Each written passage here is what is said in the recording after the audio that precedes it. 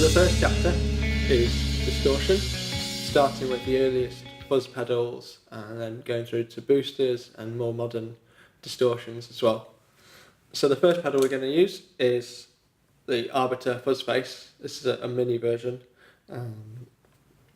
It's invented as a kind of cheaper alternative to the original Gibson Maestro, which was the absolutely first fuzz pedal, and it was very popular with Jimi Hendrix. Next we've got the equally classic Electromonics Big Muff. Then we've got a couple of clean boost pedals. We've got the Z-Vex Super Hard On, which is a clean booster, so it shouldn't colour the signal at all. You're just pumping the volume up so that your tube amp's going to react with a bit more overdrive naturally. And then a very cute mini Tubescreamer based on the original 808 design that can be used in the same way. It's got a clean boost, but also adds a bit of distortion, a bit of gain to the signal to colour it as well, with the tone and the overdrive pots. Then we're using the Earthquaker Devices Erupter, which they market as the ultimate fuzz, or the perfect fuzz. And lastly, we've got the Reaper Pandemonium, which is the John Brown signature pedal. This is the version 1. It's actually based on a full tone OCD, but it's been voiced specifically for lower tunings. So expect kind of more metal, kind of genty sounds out of that one. We'll check that one out last. Okay, let's patch the distortion pedals in. It doesn't really matter what order we put them in because I'm only recording one at a time. But if I was layering distortions one on top of another, I'd probably put the highest gain first and then in order to the lowest gain.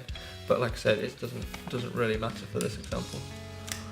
So, starting with the Pandemonium, for the gent tone, we've got 3 very creatively labelled controls. We've got Chaos, Clarity and Hue.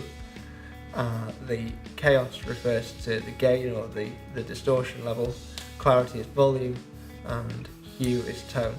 So I'm actually running a very low level of distortion. It's very clean, but it is driving the amp quite hard with a high volume setting, which is going to push the amp further over its original distortion setting. And I've adjusted the tone so it's a little brighter than the centre, just to compensate for the guitar. Moving on to the Tubescreamer, we've got the same 3 controls, this time configured with the overdrive or the distortion in the middle, and then 2 very small controls for level and tone. How similarly, I've left the tone fairly central. I'm going to put the volume over to about 3 o'clock, so it's driving the amp very hard, doing its job, making the tubes scream, and then keeping more of a moderate to higher level of distortion, so it's colouring the sound a lot more than just a clean boost. Lastly, the Fuzzface for the 60s example, and not using as much of the fuzz as you might think. It actually delivers a very saturated tone, so I'm backing that off a bit and I'm playing the volume about just in the centre to drive the amp moderately, but not as much gain as the more modern sounds. So this first example is using the Fuzzface pedal for a kind of late 60s, early 70s classic rock sound. We got about 2 o'clock on the fuzz pot and 12 noon on the volume pot.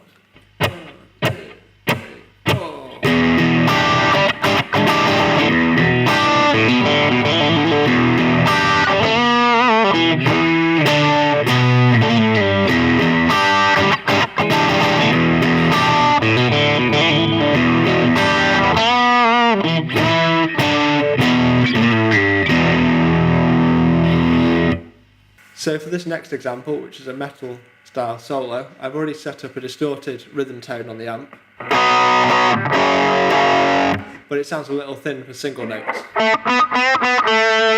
So I've added a Tubescreamer in front of it with a moderate gain and a lot of level to really boost the amp to make it saturate and distort more for the lead parts.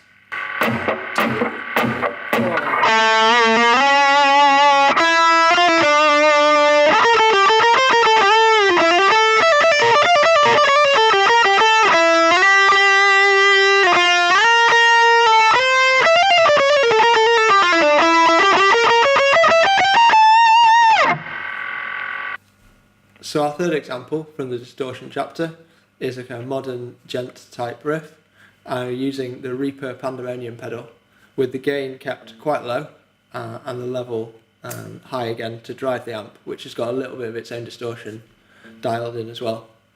For this example, I'm using a 7-string and I've tuned the B down to a G sharp to get a little closer to the typical tunings that those bands kind of use.